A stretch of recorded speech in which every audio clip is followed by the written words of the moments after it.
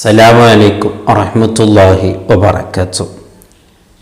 ഇമാമിങ്ങൾ നമ്മുടെ ജീവിതവുമായി ബന്ധപ്പെട്ട ഒരു 3 ഘട്ടങ്ങളിൽ നാം ചൊല്ലേണ്ട ദിക്റുകൾ മഹാന്മാർ പഠിപ്പിക്കുന്നു.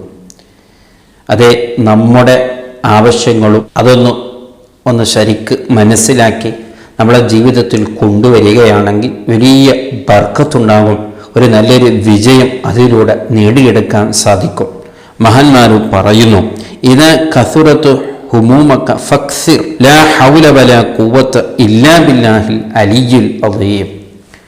നിങ്ങൾക്ക് ആർക്കെങ്കിലും വിഷമങ്ങൾ കൂടിയാൽ, ധാരാളം വിഷമം വന്നാൽ, ബേജാറ് വന്നാൽ, ആ സമയത്ത് ചെല്ലാൻ പറ്റിയ നല്ലൊരു ദിക്റാണ് ലാ ഹൗല വലാ ഖുവത ഇല്ലാ ബില്ലാഹിൽ അലിയ്യുൽ അദീം.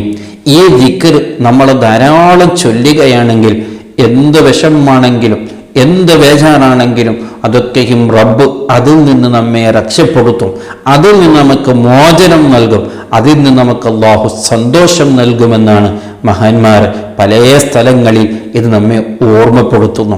ലാ ഹൗല വലാ ഖുവത ഇല്ലാ ബില്ലാ എന്നുള്ള ഈ ദിക്റിന്റെ പോരിശ അത് ചെറുതൊന്നുമല്ല, വലിയ ദിക്ർ, വലിയൊരു പവറുള്ള, വലിയ സ്ഥാനമുള്ള, അല്ലാഹുവിന്റെ അടുക്കൽ ഏറ്റവും ഇഷ്ടപ്പെട്ട ഒരു ദിക്റാണ് ഈ ദിക്ർ. അപ്പോൾ നമുക്ക് എന്തെങ്കിലും വിചാരം വരുമ്പോൾ, എന്തെങ്കിലും ഒരു വിഷമം വരുമ്പോൾ ഈ ദിക്റുകൾ ധാരാളം ചൊല്ലുക, ഒരു നിലക്കും നിർത്താൻ പാടില്ല. എത്രമാത്രം നമ്മളെ കൊണ്ട് ചൊല്ലാൻ കഴിയുമോ അത്രമാത്രം ചൊല്ലിയാൽ തീർച്ചയായും അല്ലാഹു സുബ്ഹാനഹു വ തആല നമ്മുടെ എല്ലാ വേദനകളും തീർത്തു തരും, അവനൊക്കെയും റാഹത്താക്കി തരും, അവൻ സന്തോഷമാക്കി തരും.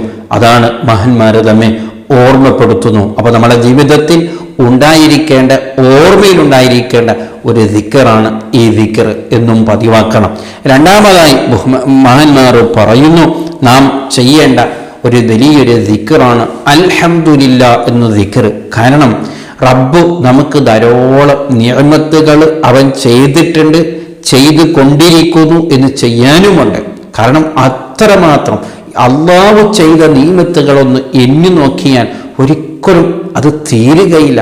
അത്ഭുതപ്പെട്ടു പോകും. ഓരോരു നിമിഷം, ഈ സമയത്ത് ഓരോരു നിമിഷം അവൻ എത്രമാത്രം നിഅമത്തുകളാണ് നമ്മൾക്ക് നൽകുക. പക്ഷേ അതിന് നന്ദിയായി, അതിന് പകരമായിട്ട് നമുക്കൊന്നും ചെയ്യാൻ കഴിയില്ല. പക്ഷേ ഏറ്റവും ചുരുങ്ങിയത് അൽഹംദുലില്ലാ എന്ന ലഫ്ദെങ്കിലും, എന്നുള്ള ദിക്റെങ്കിലും ഇടയ്ക്കിടയ്ക്ക് നാം ചൊല്ലുന്നവരാകണം. ഇല്ലെങ്കിൽ നമ്മളെ പോലത്തെ നന്ദി കെട്ടവൻ ആരും ഉണ്ടാവില്ല. അള്ളാഹു ഇത്രമാത്രം നിയമത്തുകൾ ഇങ്ങോട്ട് ചെയ്യാം, പക്ഷേ റബ്ബിന് അങ്ങോട്ട് ഒരു നന്ദിൻ്റെ വാക്കുകളും ഇല്ലാതെയാവുക എന്ന് പറയുന്നത് അത് തന്നെയാണ് നമ്മുടെ ജീവിതത്തിൽ വലിയ മുസീബത്ത്. അപ്പോൾ ധാരാളം അള്ളാഹുവിനെ അങ്ങോട്ട് ശുക്ർ ചെയ്യുമ്പോൾ അള്ളാഹു ഇങ്ങോട്ട് ധാരാളം പിന്നീട് ധാരാളം നിഅമത്തുകൾ അവൻ ചെയ്യും. അത് ഉറപ്പാണ്.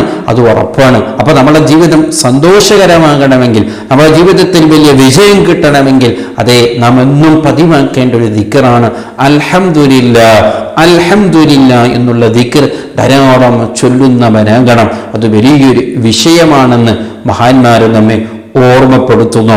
മൂന്നാമത്തെ ഒരു കാര്യം മഹാന്മാർ പറയുന്നു, ഫക്സിർ മിനൽ ഇസ്തിഗ്ഫാർ ധാരാളം ചൊല്ലുന്നവരാകണം.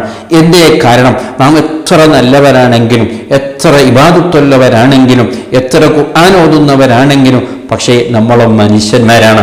അതേ, ഒരു ദിവസം രാവിലെ മുതൽ രാത്രി കിടന്നുറങ്ങുന്നതിൻ്റെ ഇടയിൽ നാം ചിന്തിച്ചു നോക്കിയാൽ എന്തെല്ലാം ദോഷങ്ങൾ, എന്തെല്ലാം പാപങ്ങൾ, എത്രയെല്ലാം നാം ചെയ്തു കൂട്ടുന്നു.